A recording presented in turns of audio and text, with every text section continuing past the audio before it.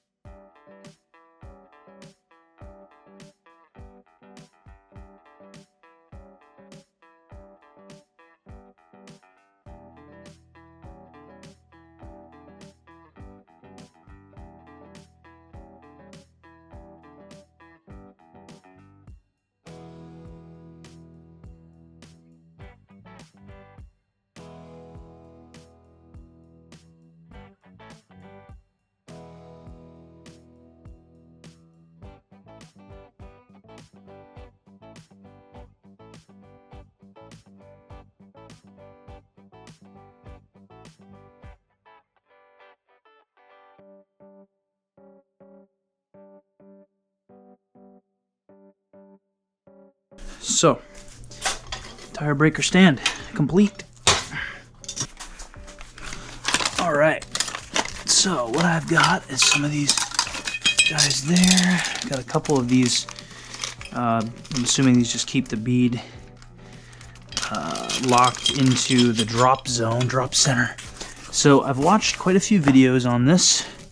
I used to work in a shop, so I've seen how tire mounting works, so I'm not a complete idiot when it comes to doing this for the first time. Okay, got the tire off, wheel and tire off. First thing you want to do is pull out your sprocket and your vibration dampers. That way you don't do any damage to those while you're reaming on it. These guys, actually these can always stay in here, and I'm actually going to check my wheel bearing while I'm in here. First thing you gotta do when you're doing a tire is to take a little valve stem tool and take out the actual valve stem, the valve. Let it bleed out all the air.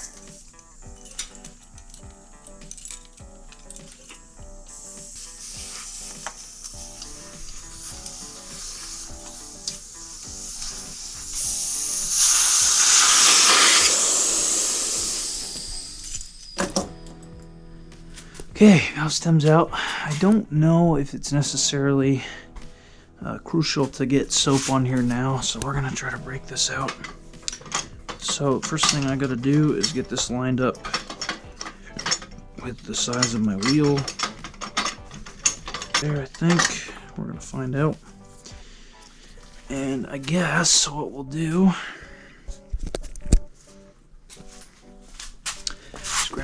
spoons, tools here. So let's give it a rip.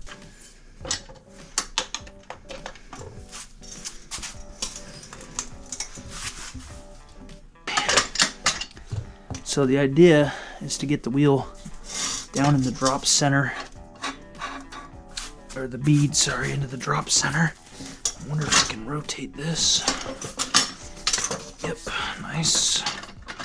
So getting it off shouldn't be too bad.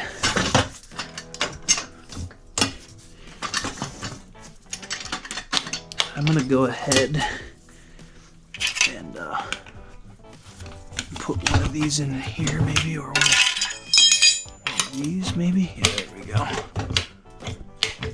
Keep that bead from coming out on that side.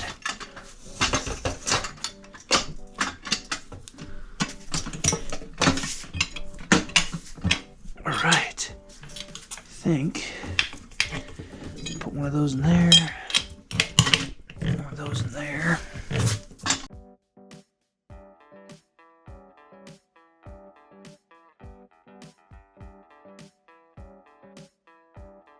Let's try that. See if I can get it over now.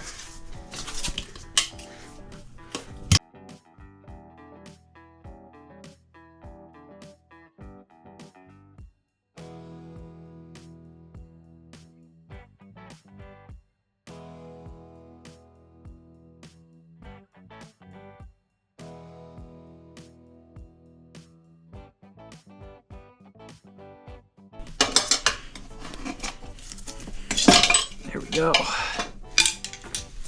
Now, you're probably wondering, why would he not use the wheel savers? To be honest, my wheels are so beat up, it didn't cross my mind, but if I was doing this on somebody else's bike and or doing it on really nice new wheels, not 20-year-old wheels, I would probably care a lot more about that. But for all intents and purposes, being this is a first go at it. All right, so here's the new beautiful tire. So I went with the, I think it's Tusk Adventure 2 track, I think is what they're calling this thing now.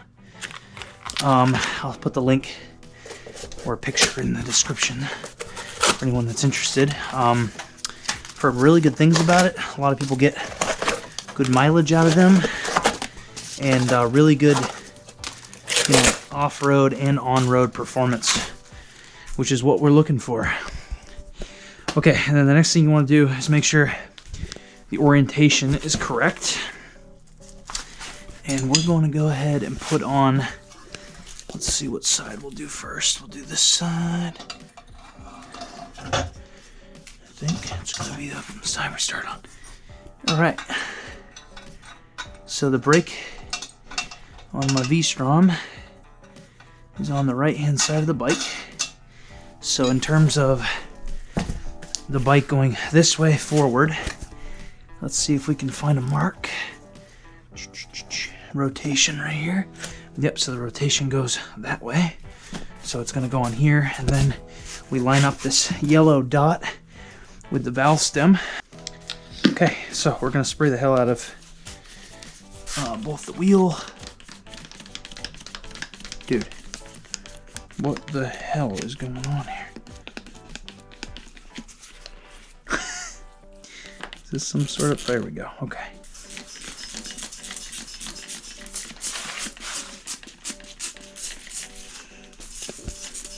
I was gonna say, what the hell is going on? So yeah, this is like 50% Dawn soap, 50% water. I'm sure any soapy substance will give you what you need. So I think what the first thing we do is push it down on. Let's see if this goes on as easy as it looks online. Probably not, right? If I can get at least one side on, there we go. One side started. And we'll just keep that in the drop center. And then we'll try.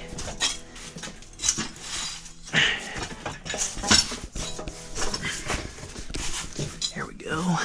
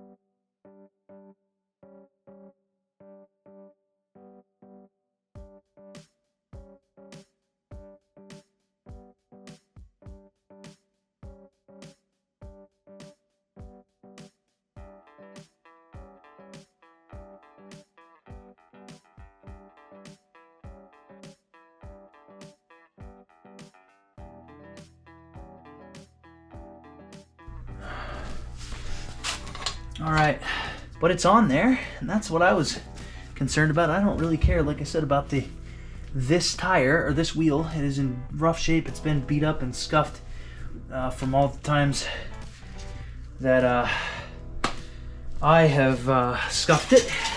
This thing, I ride this thing hard. I ride this thing off-road. I beat it up. I do not go easy on it. All right, I'm gonna fill up the air compressor, fill this thing up.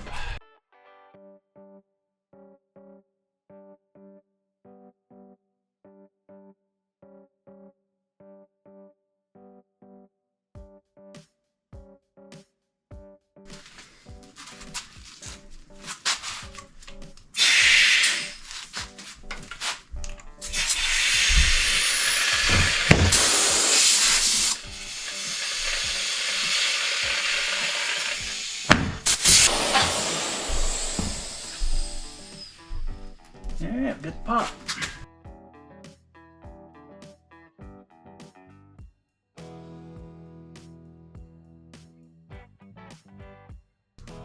All right, well, that's that video. So a few things that we learned. The bead breaker works great. I almost think it'd be easier just to do the wheel change on the ground once the bead's broken. Other than that, make sure you do the final bead rolling on the side that you pull the sprocket out of, not the brake side. So unless you take the brake disc off, which I ended up doing to save my ass, but that's a big thing. Other than that, it wasn't too bad. It's a lot of brute forcing and pushing and pulling and yelling. If you care about your wheels, my wheels are dinged up and pretty gross as they are. I might, finish them, I'll refinish them later on in my life, but not right now. But if you have really nice wheels, I would definitely say use your, wheel protectors, and these slide in and they're just kind of a point for you to be able to wedge the spoons off of. The other thing I would say is get better spoons. Get maybe the Motion Pro spoons. I just bought the cheapest kit because I'm trying to do things on a budget. So yeah, those are what I've learned. Other than that, I'm excited that I can actually do it here at my house now. That means I can do these CBs and any other tires that come up. So really excited about that, and really excited to try out these tires. I mean, you can tell just between the two of these, this one is definitely geared more towards off-roading, but it's supposedly like 70-30, I think it is. And that thing looks mean as hell. Now, I've heard really good things, so I'm really excited to try it out. So I will let you know how it feels. We're going to be taking it off-road this weekend, and I drive it to and from work. So I'll be able to give you the road report tomorrow. So, all right, well, we'll talk to you guys soon. Take it easy. Thanks for watching.